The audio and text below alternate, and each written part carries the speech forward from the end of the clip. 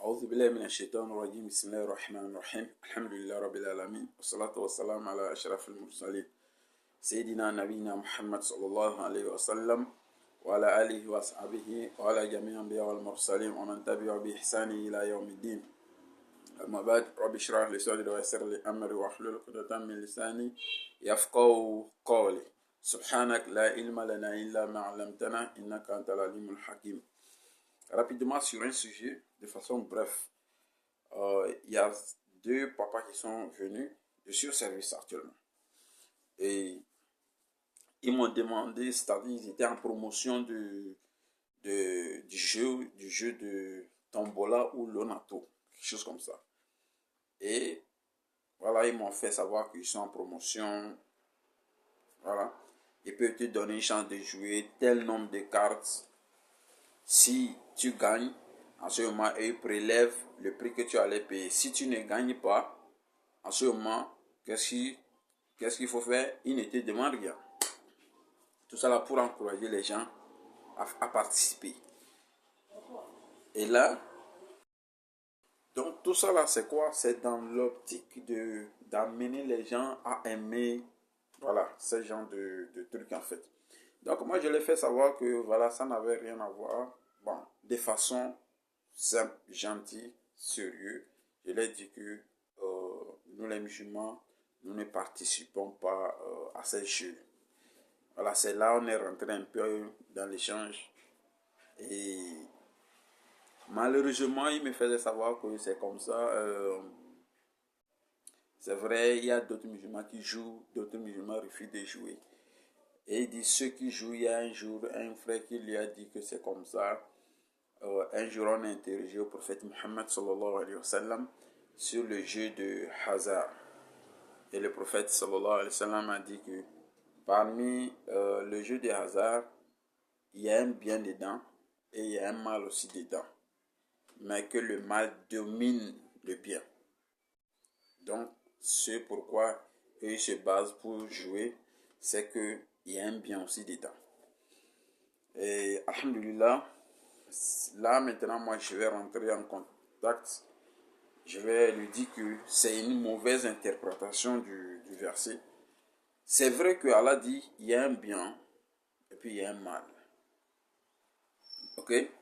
Mais il faut bien lire le verset et sur aussi l'interprétation des savants. Qu'est-ce qu'ils ont dit? Et qu'est-ce que le prophète lui-même il a enseigné sur ça? Donc vous devez savoir que le jeu des hasards, c'est strictement interdit par l'islam. On peut dire, on allait dire même par le Coran al-Karim. Le jeu de hasard est strictement interdit. Pourquoi? Parce que le verset, moi je l'ai donné le verset, la sourate Baqarah, verset 219, où Allah dit que il t'interroge sur le vin, le jeu de hasard. Dis-leur, dans ces deux, il y a un mal et puis il y a quelques avantages. Écoutez bien, il y a du mal, ou bien il y a un mal et quelques avantages pour les hommes. Un bien, un mal et quelques avantages pour les hommes.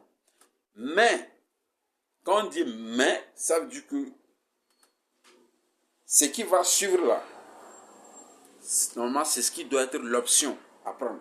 Alors dit quoi? Mais, c'est-à-dire son mal est plus que, c'est-à-dire son péché, ou bien son mal est plus que son bien.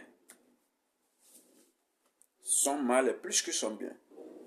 Même parmi nous les hommes là, quand tu fais un travail où le mal est plus que le bien, on fait quoi? Quand tu fais un travail, je prends le commerce, quand tu fais un commerce, et que toi, à chaque fois que tu fais les achats et les reventes, tu trouves que ce que tu perds est plus grand que ce que tu bénéficies. Tu fais quoi? Imagine, je prends un exemple, hein, tu as payé les marchandises de 500 000. Après ta vente, tu as trouvé que ce que tu as perdu là, c'est plus que ce que tu as payé. Tu fais quoi? C'est-à-dire 500 000. À la fin, tu trouves que peut-être tu as perdu 550 000. Est-ce que tu vas continuer? Allah nous dit, dans les deux, il y a un mal et puis il y a quelques avantages pour les hommes. Mais le mal est plus grand que le bien. Alors, dans un travail où le mal est plus grand que le bien, ça ne sert plus à rien. On cherche toujours le travail qui serait rien que du bien, ou encore le bien serait plus que le mal. En ce moment, c'est abordable. Mais dire que le mal est plus que le bien, c'est pas sérieux ça.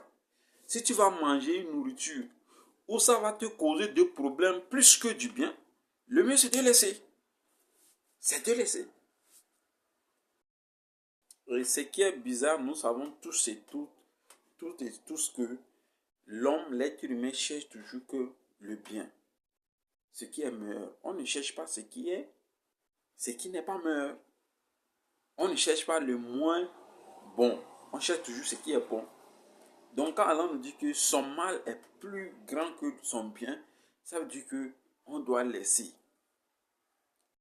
Ok? On doit laisser. C'est comme on te dit, c'est des exemples terre à terre hein, pour qu'on puisse se comprendre. C'est comme on te dit, on va te taper dans la main 20 coups et puis à la fin on te donne quoi? On te donne peut-être 25 francs. Il faut imaginer, les coups, on te frappe 20 coups en main et on te donne 25 francs. C'est à toi maintenant de réfléchir à prendre 20 coups et puis prendre 25. Ah, là, c'est-à-dire, si tu pars même, tu vas ailleurs, ou bien tu pars trouver un travail qui est pénible, mais qui gagne moins. Alhamdulillah, Allah met la baraka. Pourquoi il met la baraka? Parce que le travail, il est licite. Allah l'a recommandé comme licite. Allah a dit que c'était bon. Mais un travail où Allah dit que c'est pas bon, mais c'est un peu avantageux pour vous. Ça veut dire que le travail, du moment où le travail n'est pas bon, on devait faire quoi? On devait abandonner pour l'amour d'Allah. Et le Coran ne s'arrête pas sur la sourate Baqarah seulement. Et comme le Coran marche avec vraiment de la miséricorde, le Coran c'est la miséricorde d'Allah. Et Allah est miséricorde envers nous tellement que pour ne pas nous faire du mal, il a une manière d'aller avec nous. Et ce verset est descendu selon les tafsirs de Ibn Kathir que j'ai lu. Il y a eu beaucoup de choses où l'imam Ahmad rapporte de Abu Maïsara, lui aussi de sa part, de Omar ibn Khattab, qui a prié que Allah nous fasse descendre un verset qui serait catégorique sur le vin. C'est sur le vin. Hein? Ok? Et Allah fait quoi? Allah fait descendre premièrement le verset de la sourate Baqarah, verset 219. Et après ça, les gens criaient, oui, c'est permis parce que Allah n'a pas dit que c'est interdit. Omar a encore demandé à Allah, fais-nous savoir la vérité, c'est-à-dire, fais-nous savoir de façon catégorique un verset qui nous interdit cela.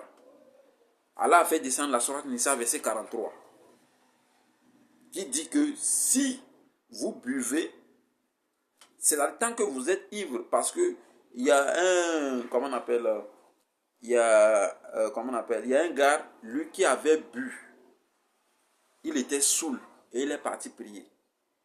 Je pense la prière de Maghrib. Et quand en récitant, il a mal récité le Coran. C'est là que Allah fait descendre la sourate Nisa, verset 43, pour dire, ô vous qui avez cru, n'approchez pas de la salate lorsque vous êtes ivre. Parce que Allah, lui, ne voulait pas imposer directement. Il voulait aller pas à pas en fonction de leur foi, niveau de foi. Et après ça, qu'est-ce qui s'est passé?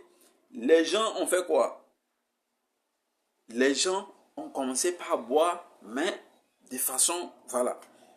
Et là, on m'aura encore demandé, selon les tafsirs d'Ibn Kathir, il a demandé encore pour la troisième fois. Et c'est là Allah a fait descendre la sourate Maïda, verset 90.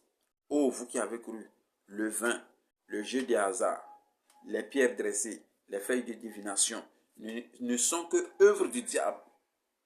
Écartez-vous-en si vous voulez réussir. Qui ne veut pas réussir? Si vraiment nous sommes croyants, si vraiment nous croyons en Allah et que nous voulons vraiment une réussite, qui ne veut pas réussir d'ailleurs? Il n'y a pas. Et puis nous sommes musulmans. Quand Allah dit, oh vous qui avez cru, donc tous musulmans nous considérons comme des croyants. Maintenant, ceux qui jouent et qui boivent le vin là, vous n'êtes pas croyants. Vous êtes d'abord musulmans. Vous êtes comme ceux à qui, à l'époque, Allah avait fait descendre la sourate Baqarah 219 et la sourate Nisa verset 43. Est-ce que vous voyez? Donc vous n'êtes pas encore croyants. Sinon, les croyants, c'est eux qui doivent s'écarter du vin, du jeu du hasard. Mais le problème ici, c'est que comment vous pouvez aller prendre un verset coranique, donner, expliquer à un mécréant. Et maintenant, le papa, il m'a dit que, sinon, le deuxième verset que j'ai donné dans la sourate Maïda, lui n'est pas au courant de ça, qu'on ne lui a pas enseigné ça. C'est la sourate Baqarah seulement, on lui a dit que le prophète a dit que voilà, il y a un bien, il y a un mal, mais le mal est plus grand. Mais quand on dit le mal est plus grand, c'est fini. Et puis, pourquoi vous n'avez pas dit que dans la sourate Maïda, là, Allah est venu là-bas, c'est catégorique. C'est l'œuvre du diable. Donc, du moment où vous pratiquez le jeu du hasard et l'alcool, vous êtes les alliés du diable. Est-ce que vous voyez un peu? En ce moment, vous êtes les alliés du diable.